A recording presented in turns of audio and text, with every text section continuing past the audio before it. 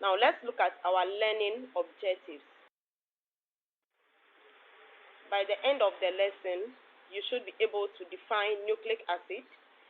You also have to know the types of nucleic acid and then look at the components of nucleic acid. This is the structure of the nucleic acid. We have the structure here. Now, when we talk about nucleic acids are organic compounds located within all living cells as well as viruses. And these nucleic acids contain the genetic information needed for growth and function of all living things and then viruses. Now let's look at the types of nucleic acids. Basically, we have two types of nucleic acids, which are DNA and then RNA.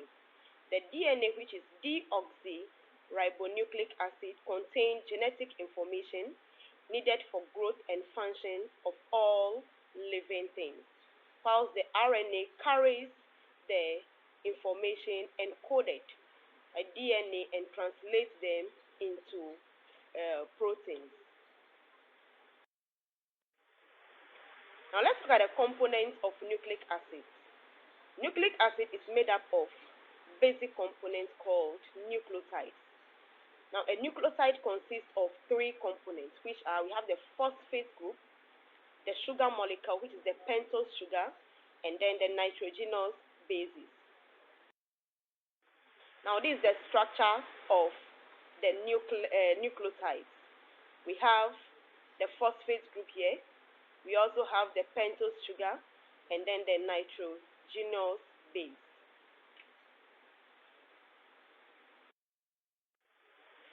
Now let's look at the pentose sugar. The pentose sugar of the nucleic acid is of two types. We have the deoxyribose sugar found in DNA and then the ribose sugar found in RNA. This is the phosphate group. We have the phosphorus at the middle with four oxygen surrounding it.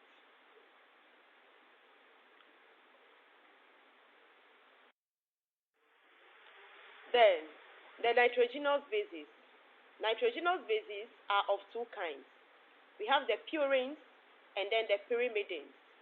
Now the purines have double ring structure, or we can say that they are double ring structures.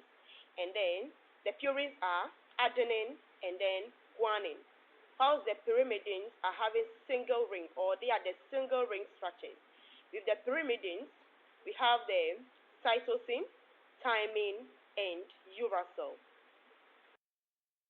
Now you have to take note of this. In DNA and RNA, the purines are adenine and then guanine. And in DNA, the pyrimidines include cytosine and thymine. But in RNA, we have the pyrimidines are what? The cytosine and uracil. That means in RNA, we don't have thymine. In place of the thymine, we have what? Uracil.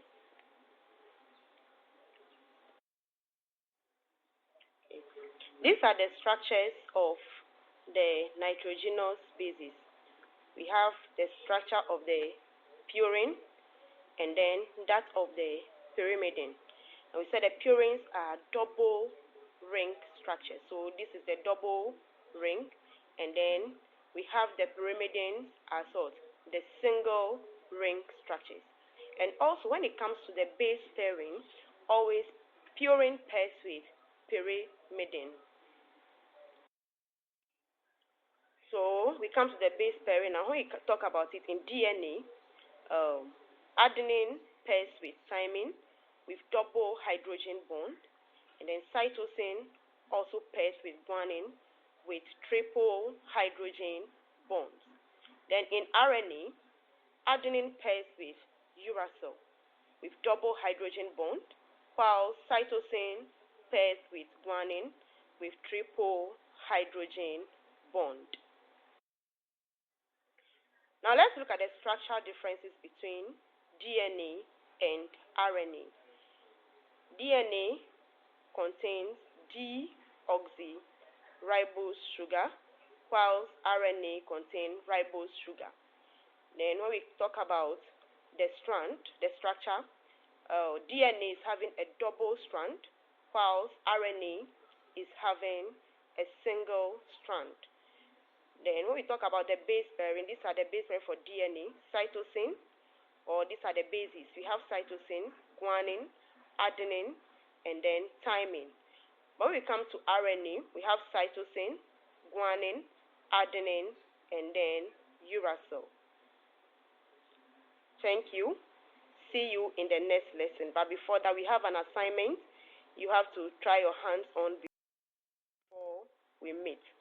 So this is the assignment. Just define nucleic acid, state the types of nucleic acid and their components. Bye-bye.